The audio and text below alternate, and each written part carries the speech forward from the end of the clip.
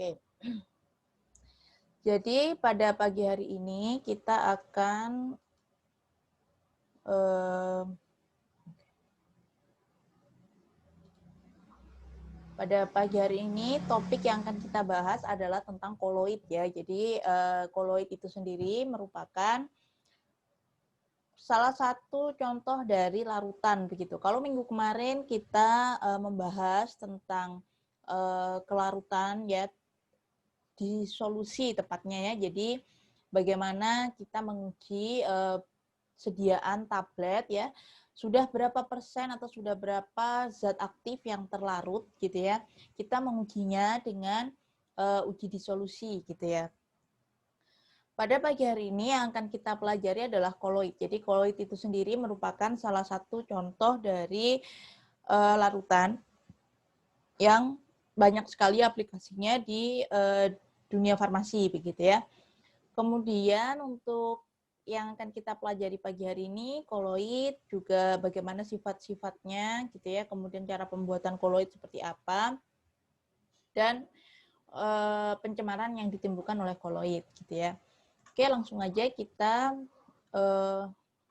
mulai ya untuk kuliahnya. Oke, next ya. Jadi ini ya, sebelum kita mengetahui koloid itu apa, kita perlu mengetahui dulu ada 3 golongan umum dari larutan ya. Jadi yang pertama, kelas yang pertama adalah larutan. Kelas yang kedua adalah koloid, dan yang kelas yang ketiga adalah suspensi. Ya, jadi ini adalah kelas dari koloid ya. Dari larutan maksudnya. Oke. Selanjutnya, apa masing-masing pengertian dari klasifikasi itu tadi? Yang pertama adalah larutan. Jadi larutan ini sangat gampang sekali ya kita temui dalam kehidupan kita sehari-hari, adalah campuran homogen ya yang memiliki dimensi berupa molekul kecil atau ion yang berdiri sendiri. Partikel ini tersebar merata dalam komponen lainnya sehingga tercipta satu fase homogen.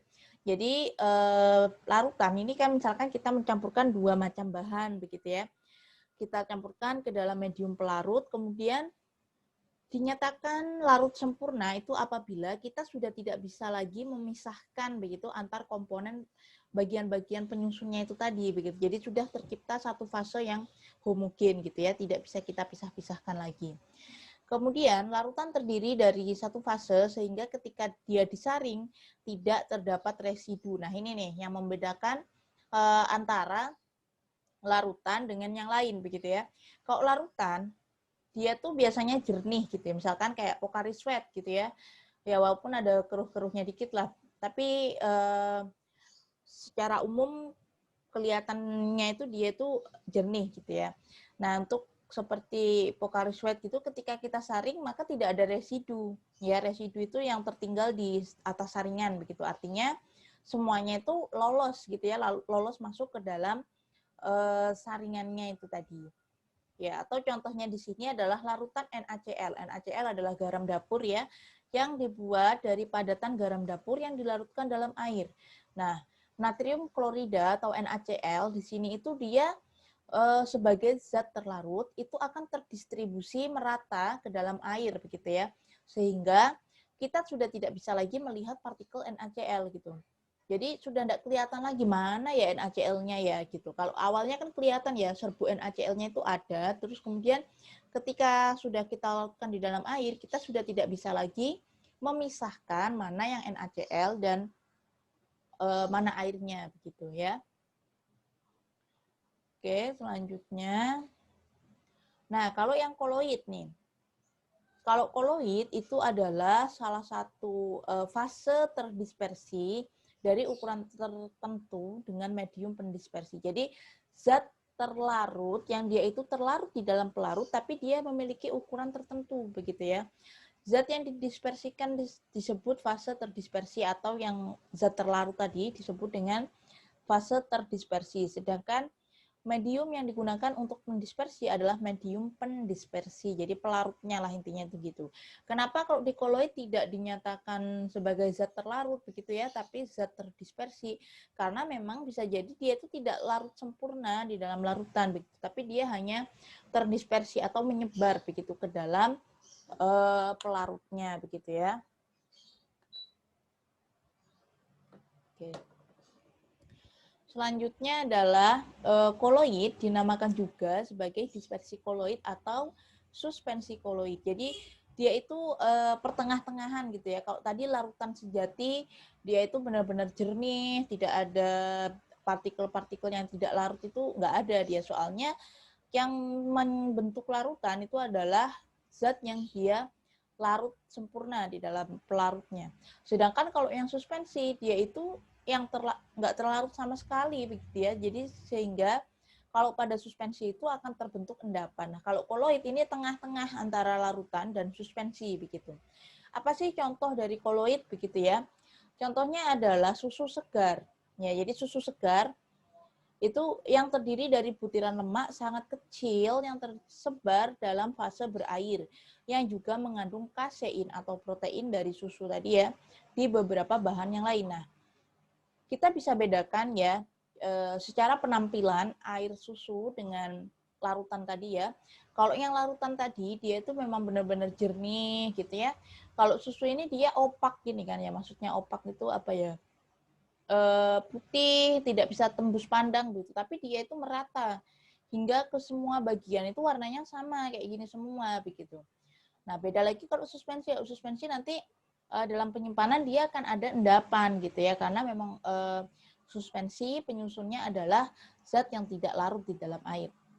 Oke, kalau ini yang koloid ya, kita lanjut ke pembahasan yang suspensi. Selanjutnya untuk suspensi adalah suatu sistem yang sekurang-kurangnya terdapat satu komponen partikel yang relatif besar tersebut merata dalam komponen lainnya. Ya. Ini contohnya ini dalam kehidupan sehari-hari ya, contoh suspensi adalah jika kita mencampurkan tepung terigu dengan air, maka tepung terigu tadi tidak akan larut ya. Tepung terigu akan memisah atau mengendap jika didiamkan beberapa saat. Partikel tepung dalam suspensi akan mengendap akibat pengaruh dari gravitasi, begitu ya. Jadi dia akan tertarik ke bawah begitu karena adanya gaya gravitasi. Baik, untuk selanjutnya ya. Begitu ya. Jadi bisa membedakan ya antara 3 klasifikasi dari larutan tadi, ada larutan sejati, kemudian ada koloid, dan yang ketiga ada suspensi. Dari karakteristiknya aja udah beda banget ya. Jadi kalau yang larutan itu biasanya dia itu bentuknya jernih gitu ya. Kalau yang suspensi itu dia terdiri dari 2 fase gitu karena ada endapan. Kalau yang koloid yaitu warnanya itu biasanya kayak susu tadi tuh ya, opak gitu, dan itu menyebar merata semua, warnanya sama kayak gitu. Oke, selanjutnya kita lanjutkan. Dalam laboratorium, kita sering merasa perlu memisahkan endapan tersuspensi dari campuran. Salah satu metodenya adalah dengan penyaringan ya, atau dilakukan dengan filter atau penyaringan ya dengan apa namanya, pori-porinya yang sangat kecil begitu. Ya, biasanya bisa tersaring. Nah, ini makanya kalau suspensi cirinya dibandingkan dengan yang lain adalah suspensi itu ketika dia disaring akan ada residu yang muncul di atas saringan gitu ya. Kemudian tetapi kita dapat membantu proses itu menggunakan sentrifuge ya. Atau kita bisa memisahkan suspensi itu selain dengan filtering tadi, kita juga bisa menggunakan sentrifuge. Sentrifuge itu adalah semacam alat ya, di mana dia itu ketika cairan itu kita taruh ke alat itu, dia akan berputar begitu ya, dengan kekuatan yang sangat tinggi sehingga nanti akan cepat mengendap partikel-partikel yang tidak larutnya itu tadi, sehingga kita bisa memisahkan antara campuran atau zat yang terlarut di dalam suspensinya dengan pelarutnya begitu ya. Oke, selanjutnya ini adalah perbandingan ya, perbandingan sifat antara koloid, larutan, dan suspensi. Ya. Perbandingan sifat antara koloid, larutan, dan suspensi. Yang pertama itu adalah bentuk campurannya ya, sifat sistemnya. Nah, kalau yang larutan tadi itu dia homogen, artinya homogen itu sama semua. Jadi misalkan kita mewadahi larutan air gula di dalam gelas. Penampakan air yang di bagian atas sama yang bagian bawah atau bagian tengah itu sama semua, begitu ya, jernih. Kalau yang koloid itu dia kelihatannya secara tampak mata itu dia kelihatan homogen kayak susu tadi ya, sama dia homogen di atas, di bawah, tengah sama putih semua Bu gitu. Tapi ketika kita lihat dengan mikroskop elektron ya, ultramikroskop artinya mikroskop yang perbesarannya itu bisa besar banget begitu ya, dia akan ada perbedaan gitu. Akan terlihat ada dua fase di situ. Nah, ini yang koloid. Sedangkan yang suspensi dia sudah kasat mata wes kelihatan kalau heterogen artinya ada endapan itu tadi ya, tidak tercampur merata itu tadi. Kemudian yang selanjutnya adalah bentuk dispersi ya. Bentuk dispersi kalau yang larutan dia tuh terdispersinya secara molekuler. Jadi sampai apa ya kayak terjadi reaksi molekuler yang misalkan kita NaCl sama H2O. NaCl garam ya, garam dapur ditambah dengan air, NaCl plus H2O. Di situ akan terjadi kayak melebur gitu struktur kimianya ya. Jadi akan secara molekuler sampai ke molekulnya itu dia akan terdispersi. Sedangkan kalau yang koloid yang terdispersi itu adalah padatannya, tapi dengan ukuran yang kecil ya. Jadi kalau yang larutan tadi dia terdispersi secara molekuler, kalau yang koloid dia terdispersi padatannya ya. Sedangkan yang suspensi itu terdispersi kasar, artinya partikelnya itu besar-besar kalau di suspensi. Makanya kenapa kalau di suspensi itu ketika kita diamkan dia akan cepat mengendap gitu ya. Selanjutnya adalah ukuran diameter. Ukuran diameter ini kalau pada larutan itu sangat kecil sekali, jadi kurang dari 10 pangkat min 7 cm. Kalau pangkat min 7 itu artinya di depan koma ya, jadi 0,0000007 cm. Kecil sekali ya, bisa dibayangin ya, ini kecil sekali dia. Kemudian kalau yang di koloid itu antara 10 pangkat min 7 sampai 10 pangkat min 5. Jadi agak besar yang di koloid. Sedangkan pada suspensi ini jauh lebih besar ya. Lebih besar dari 10 pangkat min 5. Jadi lebih besar. Partikelnya itu yang paling besar adalah yang di suspensi. Selanjutnya adalah pengamatan fase terdispersi dan medium pendispersi. Ya. Kalau larutan ya, dia diamati menggunakan ultramikroskop itu dia tidak tampak. Jadi artinya dia kelihatan satu fase. Kalau koloid itu dengan ultramikroskop dia kelihatan ya, tadi makanya kan bersifat heterogen gitu. Artinya dia kalau diamati itu beda, ada dua fase begitu. Nah, kalau suspensi karena dia itu partikelnya itu besar-besar, maka tak perlu menggunakan ultramikroskop, pakai mikroskop biasa aja udah kelihatan gitu ya kalau suspensi. Kemudian cara pemisahan, kalau larutan dia tidak dapat disaring ya. Kecuali misalkan kita melarutkan air gula, bagaimana Bu biar bisa saya mendapatkan gulanya lagi gitu. Ya kita hilangkan airnya gitu ya dengan penguapan, baru kemudian kita menghasilkan lagi padatannya tadi. Kalau koloid itu tidak bisa disaring kecuali dengan penyaring ultra. Jadi penyaring yang diameter pori-porinya itu sangat kecil sekali sehingga dia baru bisa memisahkan koloid. Sedangkan kalau yang suspensi itu dia dapat disaring karena tadi ya partikelnya besar-besar gitu. Jadi ketika disaring akan ada residu yang tertinggal di atas saringan. Nah, contohnya ini ya, kalau pada larutan itu ada larutan gula, kalau pada koloid ada tinta pulpen ya. ada juga susu. Kalau pada suspensi ada campuran tepung dan air. Ya, kalau di farmasi ini juga ini ya, coba nanti tak buat tugas saja ya, coba kalian cari contoh-contoh sediaan farmasi yang masuk dalam kategori larutan, masuk ke dalam kategori koloid dan suspensi ya. Oke, selanjutnya adalah jenis koloid ya. Jadi wujud zat ya, kalau kita ingat dulu di pelajaran kimia awal ya, kimia dasar, wujud zat itu ada 3. Jadi ada zat padat, ada zat cair, dan ada juga zat yang berbentuk gas, begitu ya. Nah,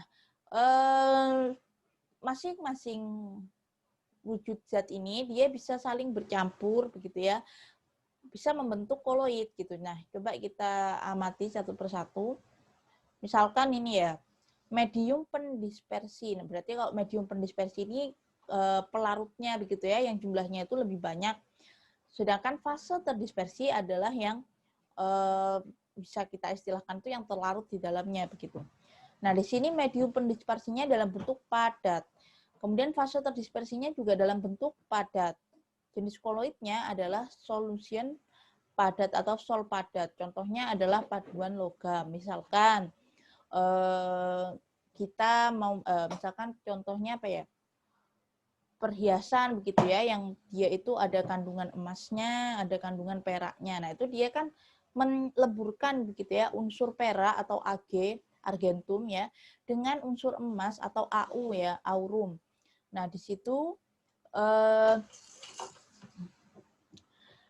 unsur emas dan unsur perak itu ketika dicampurkan dia akan menjadi sol padat ya, maksudnya dia adalah koloid. Dan ini contohnya adalah paduan logam itu tadi, misalkan stainless steel gitu ya, ada kandungan biji nikelnya, ada kandungan besinya. Nah, kemudian dicampur. Nah, itu dia yang dimaksud dengan paduan logam.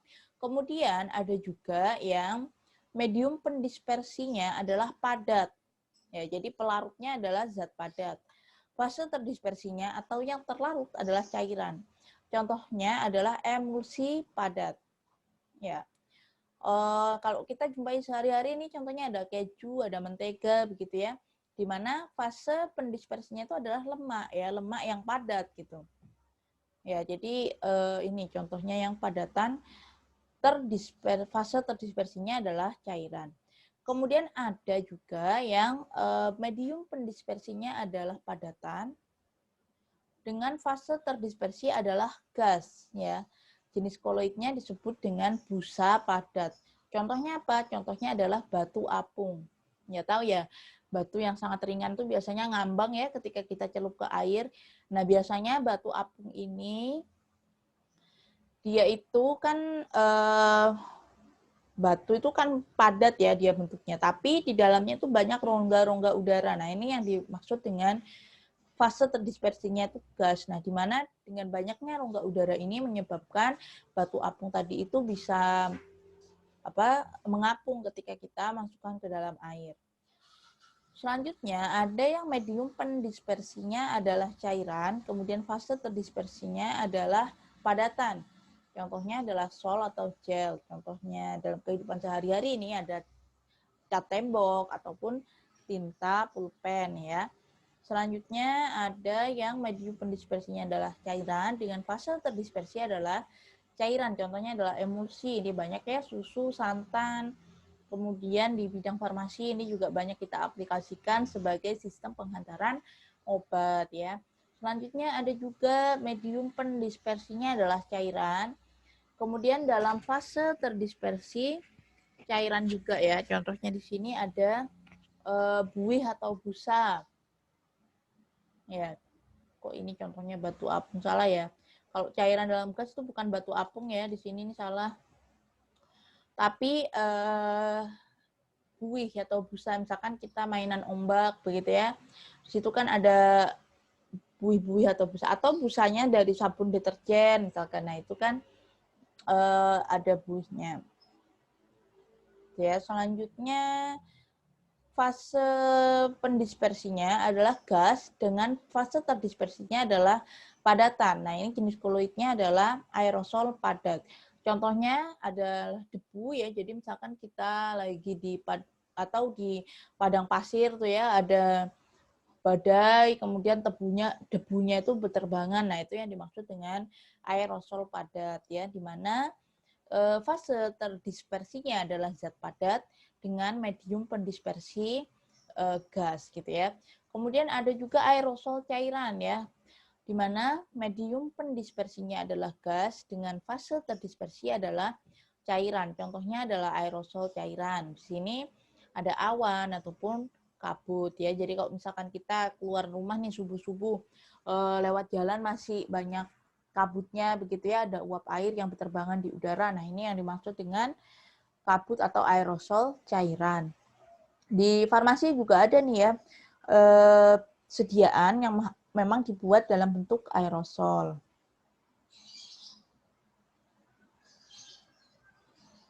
Oke, selanjutnya adalah emulsi ya. Contoh dari koloid. Jadi emulsi adalah sistem koloid ya yang terbentuk dari dua fase ya. Biasanya kalau di bidang farmasi ini kita aplikasikan untuk membuat sediaan dengan bahan aktif, misalkan dari minyak ikan begitu ya. Ketika kita buat sediaan, dia itu pasti tidak mau bercampur begitu ya dengan air. Makanya kita perlu membuat sediaan emulsi dengan kita tambahkan emulgator atau di sini ya minyak dalam air atau sebaiknya air dalam minyak distabilkan oleh emulgator atau bahan pengemulsi. Ya. Sehingga dengan adanya zat pengemulsi ini membuat emulsi antara minyak dan air atau air dalam minyak itu menjadi lebih stabil. Ini nanti ada mata kuliahnya sendiri ya. Di Liquida ada, nanti di farmasi fisik juga ada nanti dengan Bu Nafis sepertinya. Nah, ini yang selanjutnya adalah aerosol ya. Tadi aerosol itu dengan fase terdispersinya itu bisa berupa zat cair atau padat dengan medium pendispersi gas. Sehingga karakteristik dari aerosol itu biasanya dia ringan gitu ya. Sehingga dapat mengambang di udara atau di gas. Nah, contohnya aerosol ini ada kabut, asap, awan ya, semprotan pembasmi serangga gitu ya. Jadi di sini ini di wadah ini tuh ada cairannya, kemudian di sini ada valve atau katup ya, ketika kita tekan akan membuat mengatomisasi cairan yang ada di dalam sini sehingga dia akan menyembur begitu dalam bentuk droplet-droplet yang halus begitu ya, yang melayang-layang di udara. Selanjutnya gel ya. Di gel ini juga kita belajar nanti di lebih banyaknya di sediaan semi solid ya di semester 5. Gel merupakan fase padat suatu larutan koloid yang dapat diubah menjadi cair dengan cara pemanasan. Contoh gel ini ada gelatin, ada agar-agar ataupun selai ya. Jadi sudah familiar lah ya pastinya ya. Gel biasanya kok cowok-cowok dipakai buat minyak rambut gitu ya. Kalau yang cewek-cewek biasanya gel aloe vera Bu yang ngetren dari negeri K-popers gitu ya, dari Korea misalkan. Gel aloe vera, nah itu salah satu contoh dari aplikasi gel. Ya tergantung juga termasuk dalam salah satu contoh koloid. Nah selanjutnya ini ada buih atau busa ya. Nah ini adalah salah satu fase koloid di mana fase terdispersinya adalah gas dalam zat cair yang cukup stabil. Buih atau busa dihasilkan dengan kocokan atau bantuan zat kimia. Jadi semakin kita aduk gitu ya suatu larutan deterjen misalkan, maka buihnya itu akan semakin banyak. Karena semakin banyak dengan pengadukan itu tadi kita memasukkan udara agar terdispersi ke dalam cairannya itu tadi sehingga busanya akan makin banyak ya. Atau dengan bantuan zat kimia. Jadi misalkan dengan penambahan kayak SLS gitu ya, sodium lauryl sulfat, itu dia bisa membuat busa itu menjadi lebih banyak dan lebih stabil. Nah, selanjutnya kita akan mempelajari sifat dari koloid gitu ya. Karena koloid ini dia itu adalah fase pertengahan begitu antara larutan dan suspensi, maka dia akan mempunyai sifat yang khas begitu. Apa aja sifat dari koloid? Yang pertama adalah efek Tyndall ya. Nah, ini contohnya efek Tyndall adalah gejala penghamburan berkas cahaya oleh partikel koloid. Efek Tyndall digunakan untuk membedakan larutan sejati dan larutan koloid ya. Jadi ketika ada cahaya yang kita lewatkan ke dalam larutan gitu ya, kemudian dia kalau jadi eksperimennya itu ada nih ya, eksperimennya itu jadi misalkan kita tuh membuat kotak dari kardus ya yang berwarna hitam, kemudian di salah satu ujung kotaknya itu kita lubangi untuk tempat senter. Kemudian di tengah kotak hitam itu tadi kita masukkan larutan yang diwadahi gelas yang bening begitu ya. Larutan atau koloid. Kalau misalkan larutan ketika kita sinari dengan senter, maka yang cahaya yang dihasilkan di sebelah sini itu dalam bentuk cahaya begitu ya. Berkas sinar begitu karena larutan itu dia meneruskan cahaya kan, kalau misalkan dia jernih gitu ya, bisa dibayangkan ya, misalkan ada air putih nih, kita senteri gitu, dia pasti akan meneruskan cahaya. Tapi kalau koloid, dia itu karena adanya partikel-partikel ya yang bergerak bebas di dalam koloid itu sangat kecil ukurannya. Ini menyebabkan berkas cahaya yang kita sentrongkan, berkas cahaya yang kita kenakan ke dalam larutan itu akan dihamburkan begitu. Makanya ini yang dimaksud dengan efek Tyndall. Contoh dalam kehidupan sehari-hari, misalkan sorot cahaya lampu mobil tampak jelas pada daerah yang berkabut gitu. Jadi lebih fokus begitu ya. Kemudian berkas cahaya matahari terlihat jelas di sela-sela pohon yang sekitarnya berkabut gitu. Atau berkas cahaya proyektor tampak jelas di gedung bioskop yang berasap gitu. Jadi kayak apa? Cahayanya itu menembus begitu kalau yang koloid ya.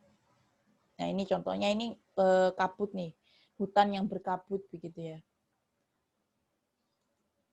Nah, karena efek Tyndall itu disebabkan karena adanya gerak Brown. Gerak Brown ini yang menemukan adalah Brown ya, makanya dia disebut dengan gerak Brown.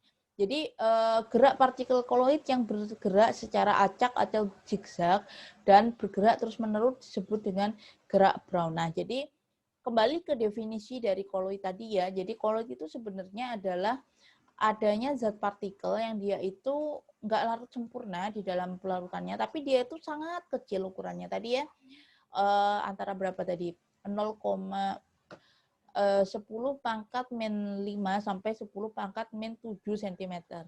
Nah, karena kecil ukurannya, nah dia itu terus bergerak. Jadi ini contoh skematis begitu ya. Kalau apa namanya? Cairan itu kita amati begitu di partikelnya itu dia akan terus bergerak begitu, bergerak zigzag. Nah, ini yang dimaksud dengan gerak Brown begitu ya.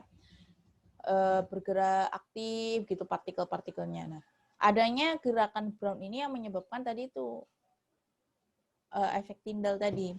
Kalau pada suspensi dia tidak ada gerak Brown karena partikelnya terlalu besar ya. Jadi ketika kita diamkan dia otomatis akan mengendap gitu ya. Tapi kalau pada koloid karena dia partikelnya itu kecil-kecil, gerak ke sini dia tabrakan lagi sama partikel yang di sini, gerak lagi, tabrakan lagi, gerak lagi. Jadi pada koloid itu terus menerus akan ada gerak Brown-nya begitu ya. Gerak Brown merupakan faktor penyebab stabilnya partikel koloid. Nah, ini menguntungkan nih gerak Brown ini. Makanya membuat koloid itu menjadi lebih stabil. Kalau suspensi kan nggak stabil, dia pasti nanti akan terjadi endapan begitu ya. Karena adanya gerakan acak yang bergerak terus-menerus dan dapat mengimbangi gaya gravitasi. Nah, ini tadi karena adanya partikel yang terus bergerak begitu ya. Kalau kita taruh kan sebenarnya bumi ini memiliki gaya gravitasi ya. Nah, itu bisa mengimbangi gaya gravitasi tadi sehingga partikelnya tidak bisa turun gitu ya.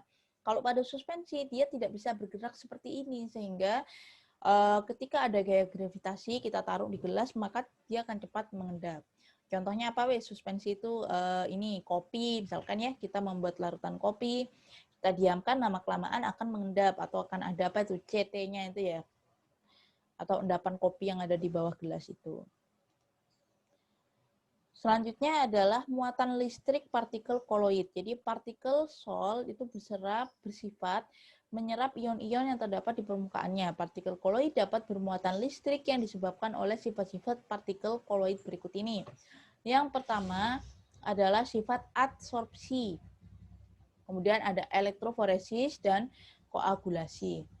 Kalau adsorpsi itu adalah partikel koloid yang mempunyai kemampuan untuk menyerap ion pada permukaannya, sehingga partikel koloid itu menjadi bermuatan listrik ya. Jadi ini nih, ini AS2S3 ini adalah koloid ya. Kemudian dia bisa menyerap ion dari sekitarnya. Di sini ada ion sulfur nih, S ya. Jadi menyebabkan koloid ini terus bermuatan gitu ya, bermuatan negatif. Itu yang adsorpsi karena dia menyerap muatan yang ada di sekitarnya. Selanjutnya adalah elektroforesis ya. Elektroforesis adalah suatu proses perpindahan partikel sol karena pengaruh medan listrik. Pada elektroforesis terjadi partikel-partikel koloid bermuatan sehingga jika ke dalam sistem koloid dimasukkan dua elektroda yang dihubungkan dengan sumber arus listrik, maka partikel koloid yang bermuatan positif akan bergerak ke katode. Nah ini ya, jadi kalau elektroforesis ini adalah perpindahan partikel sol. Kalau sol itu berarti fase pendispers yang dia itu bentuknya padat ya. Nah, salah satu aplikasi begitu dari elektroforesis ini dalam dunia kesehatan adalah dia itu sebagai kita bisa digunakan tuh untuk teori yang digunakan pada cuci darah pada ginjal, pasien ginjal gitu ya. Cuci darah itu menggunakan prinsip ini. Jadi darah manusia itu adalah koloid ya. Jadi dia kan di situ ada banyak partikel yang terkandung tapi sudah kayak kelihatan satu fase begitu dah. Jadi darah itu termasuk koloid. Nah, untuk cuci darah itu biasanya kayak gitu. Jadi kan untuk membuang bagian darah yang kotor begitu ya, menyaring lah ya, menyaring darah yang nggak baik begitu. Karena pada pasien ginjal itu kan sudah terjadi kerusakan pada ginjal, di mana kalau pada manusia normal biasanya penyaringan darah itu dilakukan oleh ginjal. Kalau pada pasien gagal ginjal tidak mampu lagi, makanya kita saring dengan alat yang ada di luar tubuh manusia itu. Dengan metode yang digunakan adalah metode elektroforesis. Yang selanjutnya adalah koagulasi ya. Kalau koagulasi ini merupakan proses yang dapat menyebabkan partikel halus bergabung untuk menghasilkan partikel yang dapat mengendap. Biasanya digunakan koagulan, yakni bahan yang menyebabkan penggumpalan. Jadi kalau koagulasi ini contohnya nih ya, koagulasi disebabkan oleh terlepasnya muatan listrik dari partikel koloid, sehingga antar koloid akan mudah bergabung. Nah ini contohnya adalah koloid NaCl ya, Na. Nah ketika dia ditambahkan dengan ion Na, maka akan terjadi Na ini akan bergabung dengan ion-ion yang ada di dalam koloid itu tadi. Nah, ini ya, dia bergabung. Nah, ketika bergabung ini, dia itu akan menjadi lebih berat gitu ya partikelnya, sehingga akan terbentuk endapan gitu ya. Yang selanjutnya adalah dialisis. Oh, maaf ya, tadi yang elektroforesis yang cuci darah ginjal itu yang dialisis ini maksudnya ya. Hampir mirip sih soalnya, tapi kalau dialisis ini merupakan proses pemisahan makromolekul dari ion-ion ya dan senyawa yang mempunyai berat molekul rendah dengan menggunakan selaput membran yang semi permeabel gitu ya. Makromolekul tersebut bisa berupa partikel koloid. Proses pemisahan hasil metabolisme contohnya nih ya, pemisahan hasil metabolisme dari darah oleh ginjal merupakan proses dialisis. Jadi tadi salah ya yang elektroforesis tadi. Saya memberikan contohnya itu yang benar adalah dialisis ini. Jadi hemodialisis begitu kan ya. Cuci darah. Nah itu jadi penyaringan darahnya itu ada di luar tubuh manusia begitu ya. Kalau pada manusia normal bisa dilakukan oleh ginjal, tapi kalau pada pasien yang mengalami penyakit gagal ginjal, dia harus dicuci darahnya di luar. Nah, di sini ya, jadi kayak dipisahkan gitu ion-ion yang mempunyai berdasarkan bobot molekulnya begitu ya. Jadi kayak saring gitu. Oke, selanjutnya adalah koloid pelindung. Ya, koloid pelindung adalah koloid yang berfungsi untuk menstabilkan koloid lain. Cara kerja koloid pelindung dengan menyelubungi partikel-partikel koloid lain sehingga mencegah bergabungnya partikel-partikel ini. Contoh ya, sabun sebagai koloid pelindung air dan minyak. Ya. Sabun. Kemudian ada kasein. Nah, kasein ini yang biasanya protein yang ada pada susu. Dia sebagai koloid pelindung pada susu.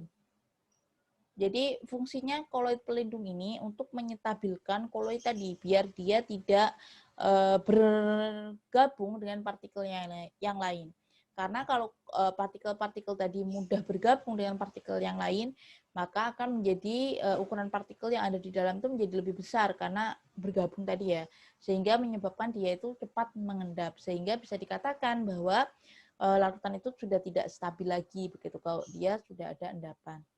Koloid pelindung juga digunakan dalam pembuatan bahan-bahan seperti cat, tinta, krim rambut begitu ya, agar dia bisa bertahan lebih lama. Yang selanjutnya adalah koloid liofil dan liofob. Ya. Koloid dalam medium sol dibedakan menjadi koloid liofil dan liofob. Kalau liofil, fil ini artinya dia suka, berarti koloid yang partikel terdispersinya menyukai medium pendispersinya, sehingga gaya tarik-menarik antara zat terdispersi dengan mediumnya itu besar. Ya. Kalau medium pendispersinya itu adalah cairan, maka disebut juga dengan koloid hidrofil. Ya. Koloid hidrofil adalah koloid dengan air sebagai medium pendispersi. Jadi hidro berarti dia itu yang mengandung air begitu ya. Fil berarti dia yang suka terhadap air. Maka bahan pendispersinya itu akan kuat ikatannya dengan medium pendispersinya. Kalau yang medium pendispersinya adalah bentuknya padat, maka dia disebut dengan koloid sol hidrofil. Sol ini solida maksudnya ya, sol padat gitu. Contohnya di sini ada protein, sabun, deterjen, dan agar-agar nih ya. Menggiurkan sekali agar-agarnya ya. Oke, selanjutnya adalah koloid liofob. Jadi kalau liofob, fob itu fobia, artinya dia tidak menyukai begitu ya. Jadi partikel yang terdispersi di dalamnya itu dia tidak suka dengan medium pendispersinya. Sehingga karena gaya tarik menariknya itu sangat lemah gitu ya. Contohnya di sini adalah susu, mayonnaise ya ataupun sol logam atau campuran-campuran padatan dari logam gitu.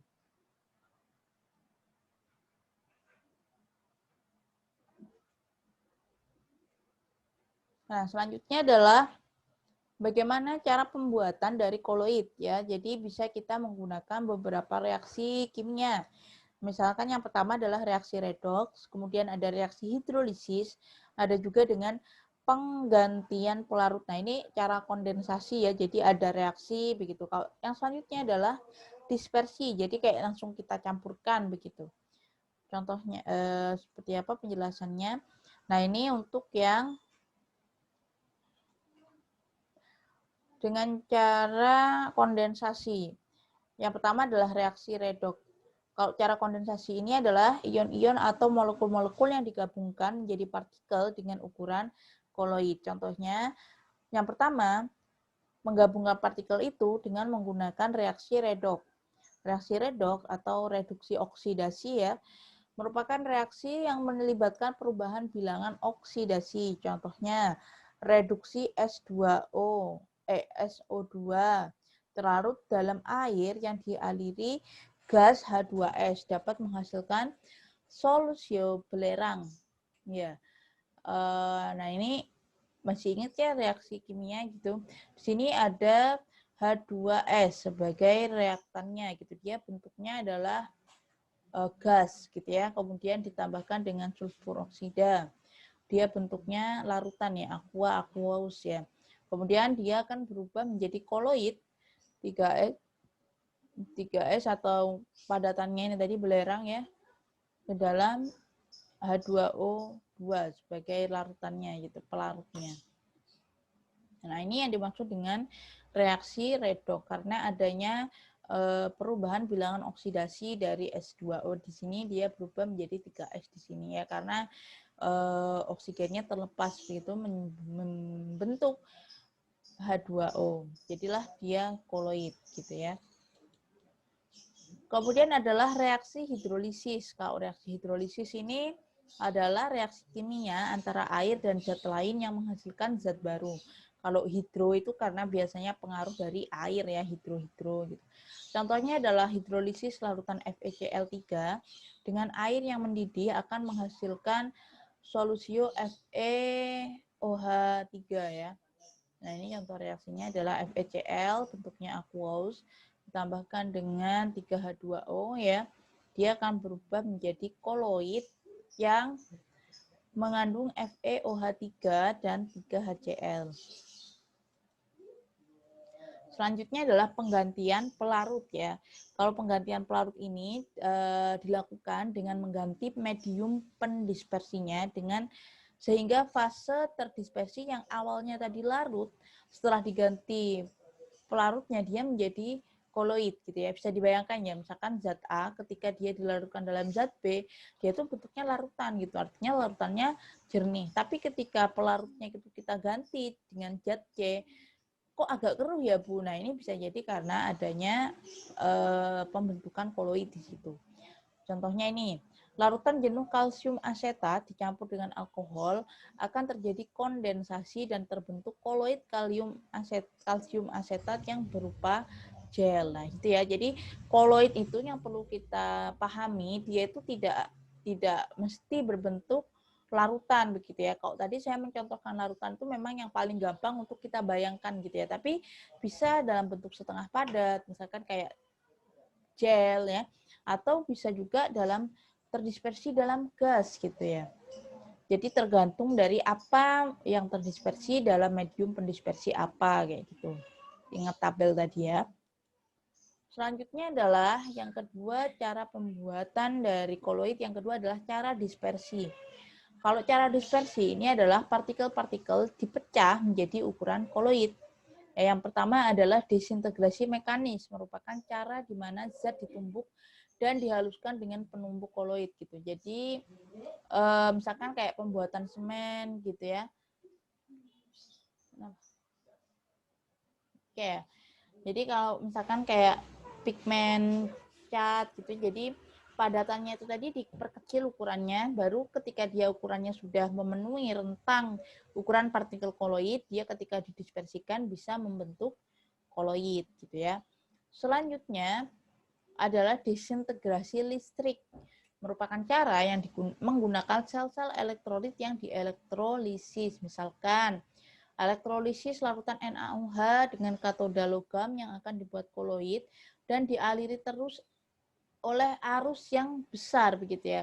Maka nanti Na ini akan diendapkan di katoda dan membentuk aliase dengan logam bereaksi dengan air sehingga terjadinya koloid. Ini saya jarang menemuin ya karena mungkin ini aplikasinya di teknik listrik atau apa begitu. Dia itu menggunakan listrik, jadi unsur yang ditambahkan di situ karena adanya pengaruh listrik terus-menerus tadi membentuk suatu fase koloid gitu ya.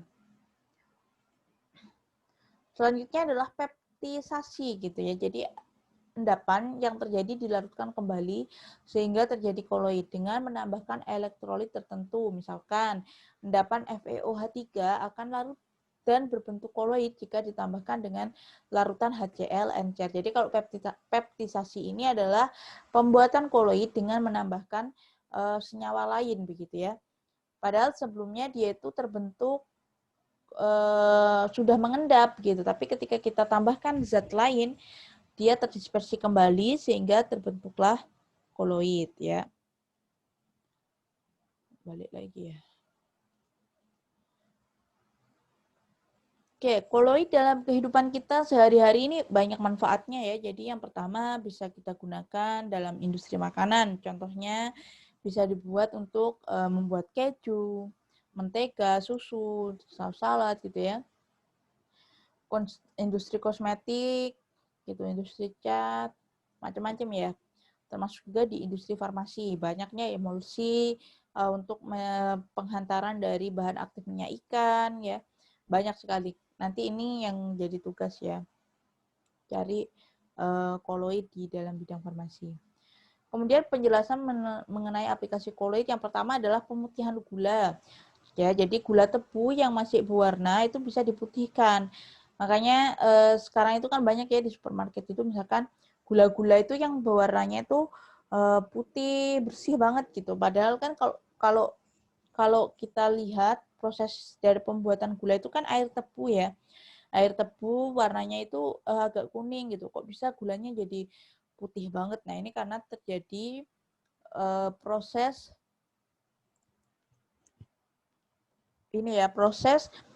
pewarnaan gula itu menggunakan aplikasi dari ilmu koloid ini.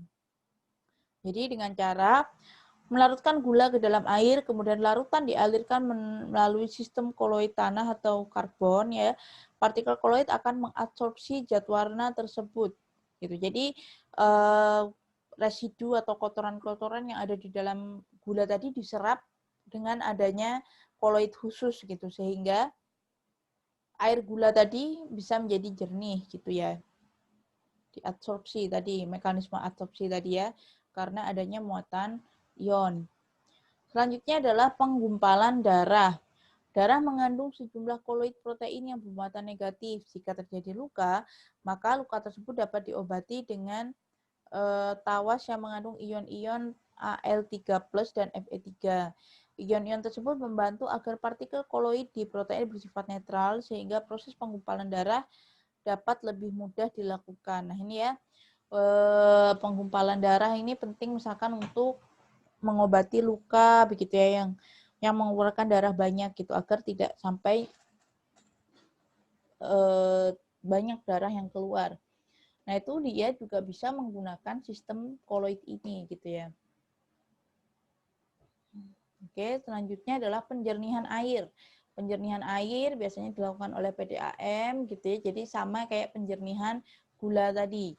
Jadi dia dialirkan ke dalam suatu koloid, di situ akan terjadi absorpsi sehingga kotoran-kotoran yang ada di dalam air itu akan terabsorpsi oleh koloidnya sehingga setelah itu air yang dikeluarkan menjadi lebih jernih. Nah, untuk skemanya tuh kayak gini ya. Ini filtrasi air yang lebih kompleks gitu ya. Jadi di sini adalah air masuk, kemudian ditambahkan desinfektan ya untuk membunuh bakterinya. Ya, kemudian ada aluminium di sini ditambahkan untuk mengeluarkan sampah-sampah gitu atau kotoran ya. Baru setelah itu dia di filter begitu. Di clarifier. Nah, kalau misalkan ada endapan yang besar itu dia akan langsung terendap di sini gitu ya. Tapi kalau misalkan dia itu sudah bersih ya, maksudnya partikel-partikelnya yang koloid ya. Kalau ini yang bentuknya suspensi ya, misalkan kayak air sungai itu ya, ada debu-debu atau pasir-pasir, nah itu dia masuk ke sini nih. Jadi dia akan langsung dikeluarkan.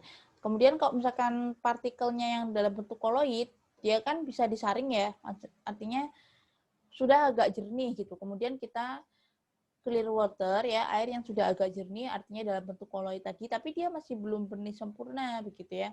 Kemudian kita filter. Ya, di sini ada beberapa macam lapis penyaringnya ya. Di situ ada koal atau kerikil-kerikil gitu ya, ada pasir. Di lapisan selanjutnya juga ada pasir. Nah, kemudian airnya tadi itu akan menembus filter ini sehingga dihasilkanlah air murni begitu ya, air pure water. Setelah itu baru didistribusikan. Gitu. Ini contoh dari pemurnian air PDAM yang ada di kota-kota ya. Selanjutnya adalah pencemaran lingkungan oleh koloid. Jadi pencemaran udara gitu ya. Itu dia salah satu contoh pencemaran lingkungan yang disebabkan oleh koloid. Tadi ingat ya, jadi koloid itu tidak hanya yang berupa larutan aja, tapi di dalam gas itu dia juga merupakan salah satu contoh koloid gitu ya. Nah, misalkan ini nih, ada base yang asapnya sangat pekat, tebal sekali. Dan di sini kan ada zat padat yang dia itu terdispersi ke dalam gas gitu kan. Nah, ini dia polusi udara nih. Nah, maka dari itu biasanya ketika kita kena asap, tangan kita juga hitam, muka kita jadi hitam gitu ya. Nah, itu adalah apa bentuk padatan yang menempel begitu ya di tangan ataupun di kulit kita. Ini contohnya ya. Ada juga pencemaran air. Kalau pencemaran air ini biasanya kalau di sampah rumah tangga begitu karena pemakaian sabun dan deterjen yang berlebihan gitu. Jadi saya jadi ingat ya waktu itu lihat di mana ya. Di Jepang itu dia sangat minim sekali pencemaran air. Bahkan di sana selokan aja sampai bisa dibuat melihara ikan gitu. Apa saking bersihnya orang Jepang ya. Kalau di Indonesia jangankan melihara ikan ya, yang lihat aja udah munek-munek sendiri gitu. Nah, kalau pencemaran air ini biasanya dikarenakan ada buih sabun atau deterjen ya, yang dia itu terdispersi dalam medium pendispersi yang cair tadi, sehingga disebut dengan buih ya. Contohnya ada buih deterjen yang berasal dari limbah rumah tangga ya, gitu. Ini ya masalah lingkungan. Oke, sudah selesai. Bentar ya, saya edit dulu untuk tugasnya.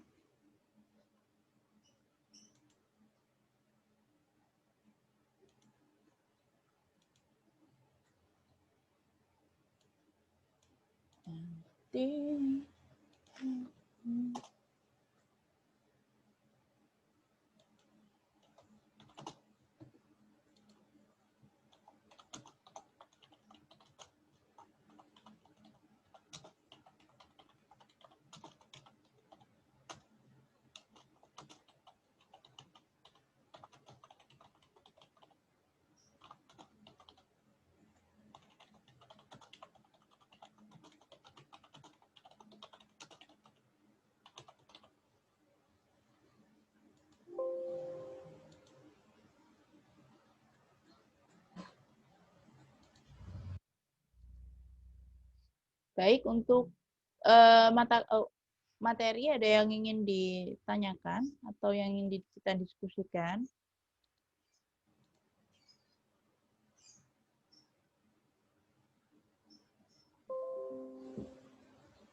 Ya, kalau tidak, oke, kita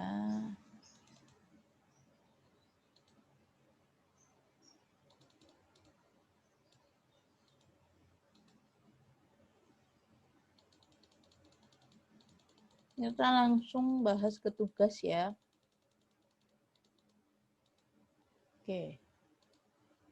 Jadi tugasnya ini per individu ya, tugas individu. Yang pertama adalah buatlah 10 soal multiple choice ya dari materi yang telah saya sampaikan. Dengan pilihan jawaban itu A, B, C, D, dan E. Kemudian yang kedua adalah berikan contoh aplikasi dari larutan, suspensi, dan koloid dalam bidang farmasi.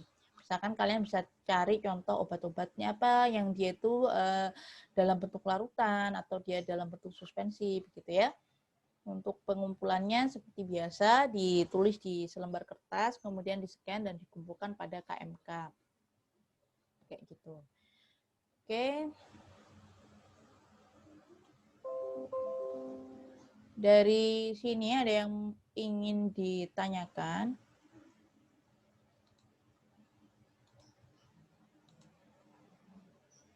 Silahkan.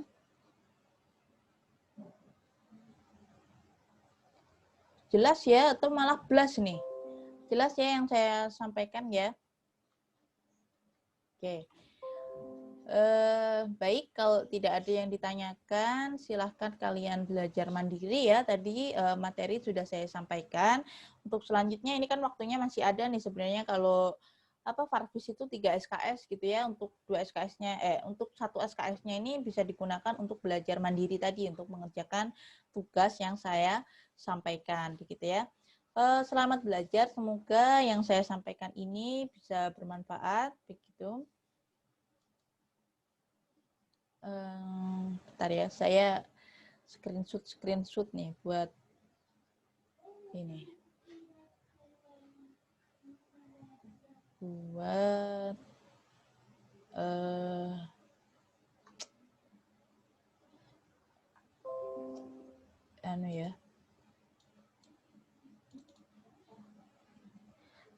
buat ini bukti fisik pembelajaran. Oke, sudah selesai. Itu materi dari saya. Mohon maaf jika ada salah kata begitu ya. Terima kasih. Selamat belajar. Jika ada yang kurang jelas bisa melalui KMK nanti ya menghubungi saya tunggu. Oke, saya akhiri. Assalamualaikum warahmatullahi wabarakatuh.